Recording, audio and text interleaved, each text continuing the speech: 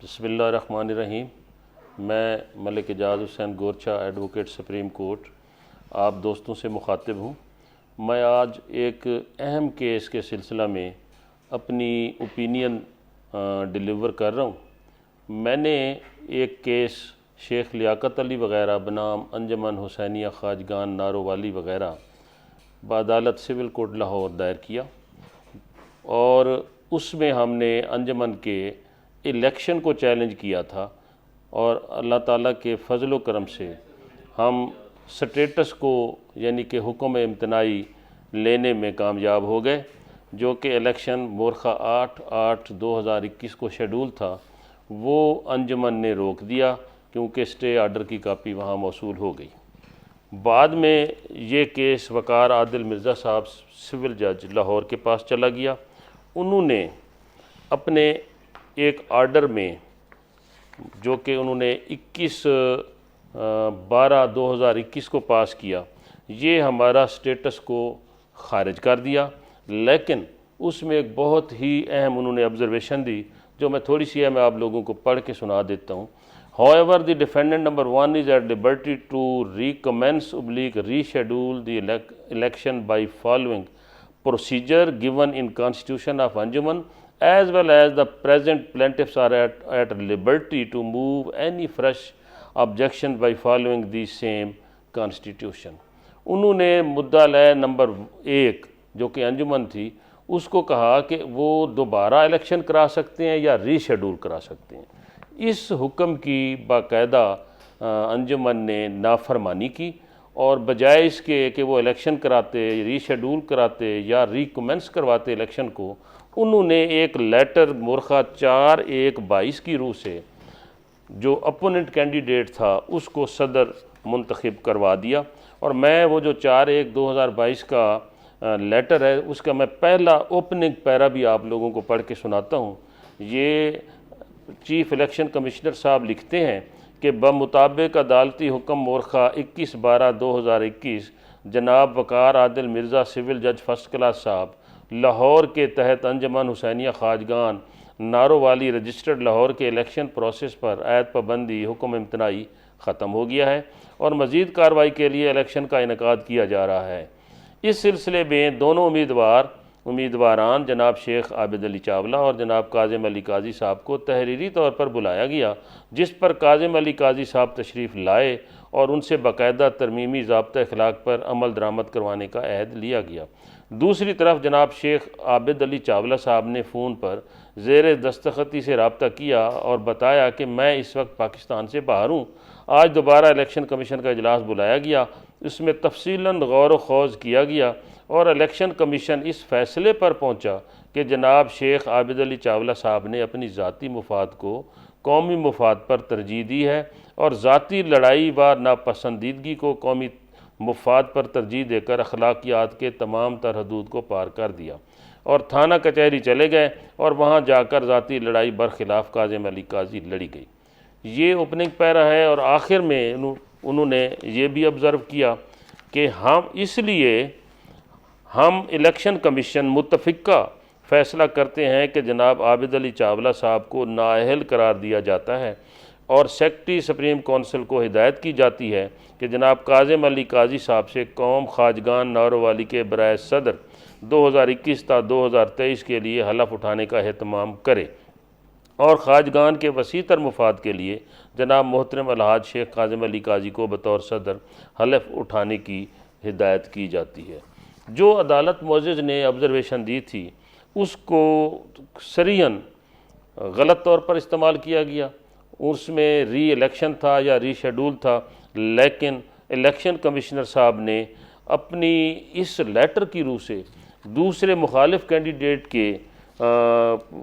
بارے میں اتنی اچھائیاں بیان کی اور اتنی تعریفیں کی کہ لگتا ہے کہ وہ جانبداری کی طرف گامزن تھے، اور انہوں نے ایک یک طرفہ فیصلہ سنا کر ایک غیر قانونی عمل کیا جو کہ قانون کے خلاف تھا۔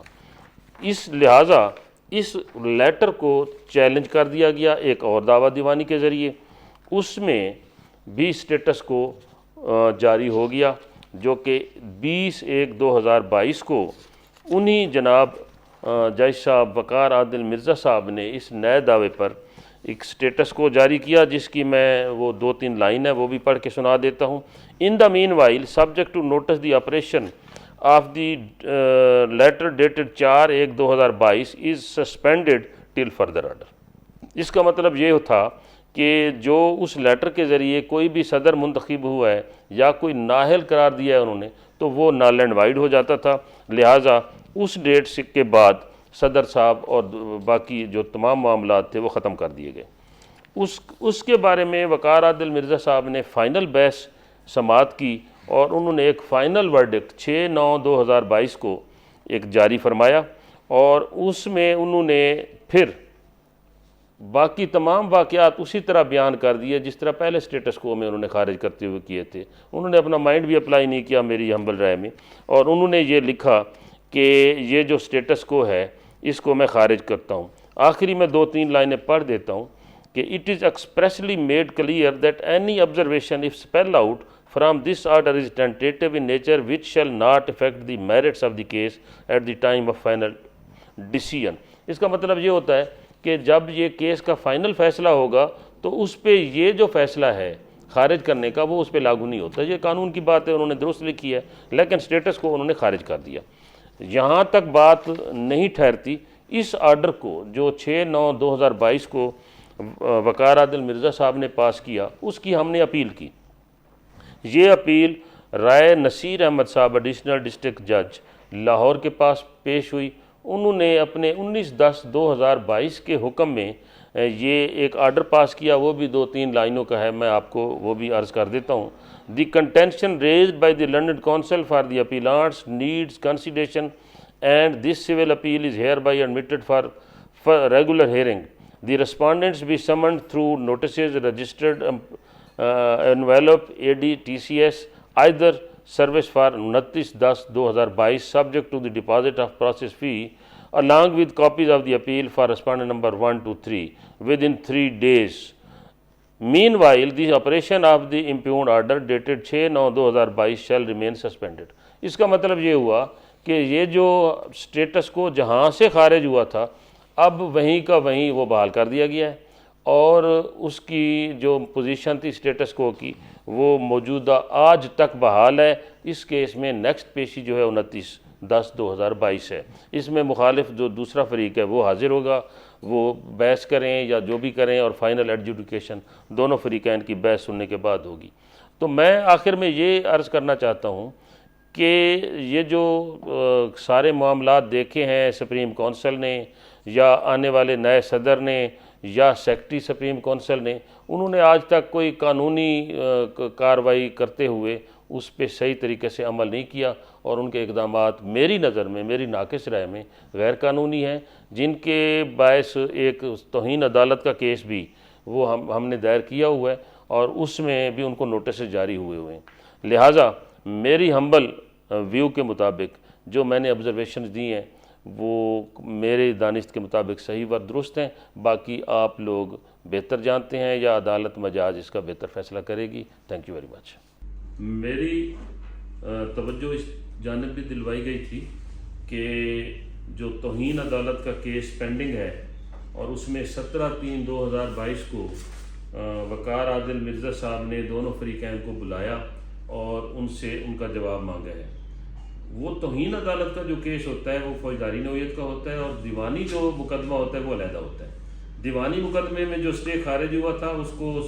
سیشن جج صاحب نے بحال کر دیا ہے، جبکہ یہ توہین عدالت کے مقدمہ بھی علیحدہ ہوتا ہے، اس کا نمبر بھی علیحدہ ہوتا ہے، اس کی کارروائی بھی علیحدہ ہوتی ہے، جو کہ اسٹل چل رہا ہے۔ اور 17/3/2022 کو جو عدالت معزز نے آرڈر کیا تھا وہ صرف اس حد تک تھا کہ دوسرے فریق کو بلایا جائے گا، ان کا جواب مانگا جائے گا، اور after recording of the evidence اگر کوئی فریق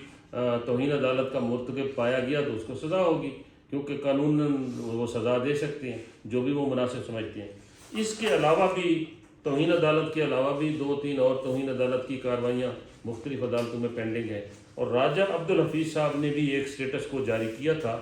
جو کہ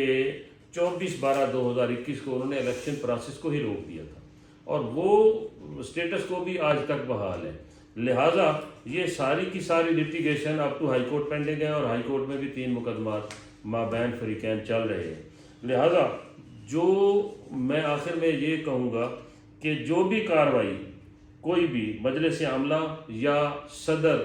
جو الیکٹ کروایا گیا تھا وہ کوئی کرتے ہیں، یعنی کہ کاظم علی قاضی صاحب وہ جو بھی کارروائی کریں گے اس آرڈر کے بعد، سسپینشن آرڈر کے بعد جو کہ 19/10/2022 کو ہوا ہے، وہ غیر قانونی ہوگی اور اس کا قانون اور ان کے فعل کا قانونی طور پر وہ اپنے فعل کے خود ذمہ دار ہوں۔